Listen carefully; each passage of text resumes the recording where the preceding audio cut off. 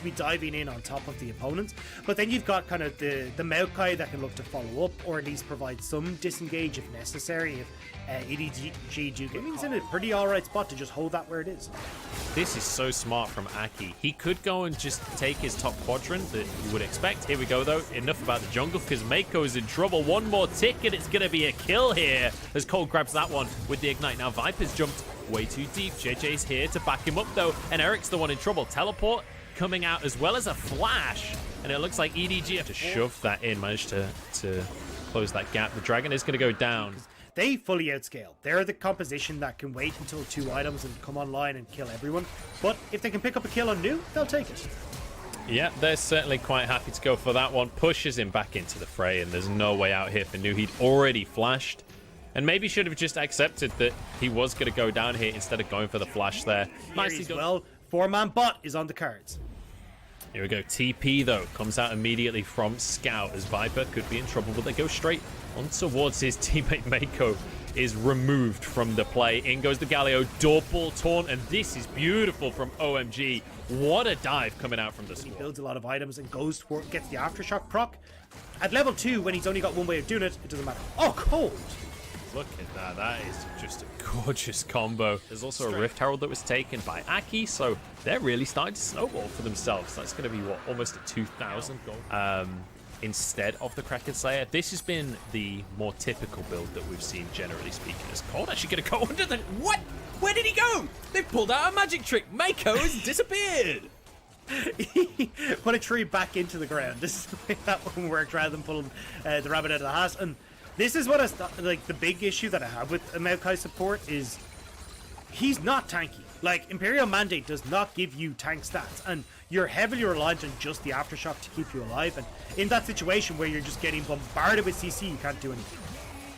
This is like Clash of the Titans. I actually see this as a win for OMG. With JJ shown on bot side, OMG can commit to getting this tier 2. Or sorry, the Kai'Sa. Whereas Flandre, who's gone full tank Volibear, it don't really matter if he gets it. If you just have to tick them to just a little bit lower health, and you'll be able to get the execute. So it's incredibly, incredibly strong. That second item is a massive, massive spike for Viper. You're definitely, as we said, like the composition that spikes off of one item is always on the Dragon. So EDG know where the cow is. It's actually, he's just been spotted. Oh no, Cold. He's completely alone. In comes the Galio to back him up. Flandre, who is totally invincible. They don't have any damage. And EDG starting to fight off strong. Can they turn it into more, though? Because Scout has kept 2 people out of the fight for so damn long. Eric is going to be able to answer it. Past Krugs in that bottom lane. However, it meant that he got spotted by a ward that was just remaining is JJ is going to walk in. They now know that this is going on, and I think OMG have to pull away. Teleport being channeled. It's just JJ absolutely destroyed. By the end, these carries have a lot of damage, and a lot of AoE damage specifically. Viper just blocked Talia wall. This champion is ridiculous. In they go anyway. Nu onto the backline. Viper still surviving for now, and he gets the first kill of the fight. In goes Eric, but he can't assassinate the enemy. He carries Shockwave onto Eric. He still survives. 1 HP. 1 auto does the trick, and Scout walks away with his life. Cold now is alone in the backline. Did manage to finish off Viper, I believe, but he's not going to be able to get away with his life as Mako looking to chase him down. He gets the other one. Cold, the Moo Cow King, takes another. He's stepping on forwards. Cold is on the flank, and he wants to try and make this play happen, but Viper zipped over to the backside of the fight. In comes Galio as well, as JJ was the first casualty here. Scout is alone, and Eric wants the 1v1. Flashes the shockwave. Beautifully done by Eric, and OMG are looking to claim this one. Viper's ult is denied, and now the rest of EDG are taken apart. This is solved. Either way, OMG played that beautifully.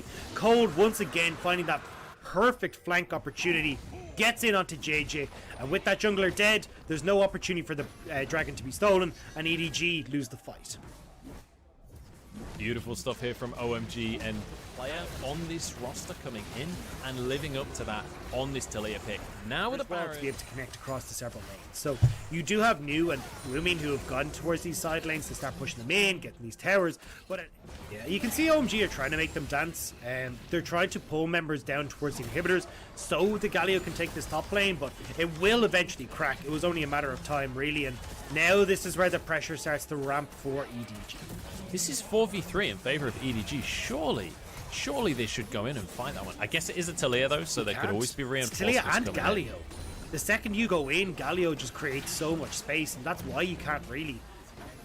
Well, I was just complimenting EDG on defending. Eric goes in. Look at this onto Viper. 1v1 on the AD carries, and it's going to go the way of Eric. Beautifully done there. Gets out with his life because he's got a GA as well as Cold. Going to tank up the whole team. News there. Fighting against Flandre. Cold goes in, looks for the pulverize. Can't quite get the headbutt back into the team, and he answers with his own life. But ultimately, OMG are winning the fight. If it's long fights like this, they will take it all day long with an Ocean Soul. And that's 3 inhibs down. But they want more than just inhibs. They want the game. Onslaught Shadows through the entire team here. It's a lot of damage, but no follow-up available. Scout can't kill these players. They're too damn tanky. He's going to be taunted up, knocked up, bashed around as the rest of OMG are looking to close things out. New jumps onto him. Goes for the Gore Drinker as well, just as a bit of insult to injury. Take down the final kill and take down the Nexus. OMG are pushing us to game 3. And it's about damn time.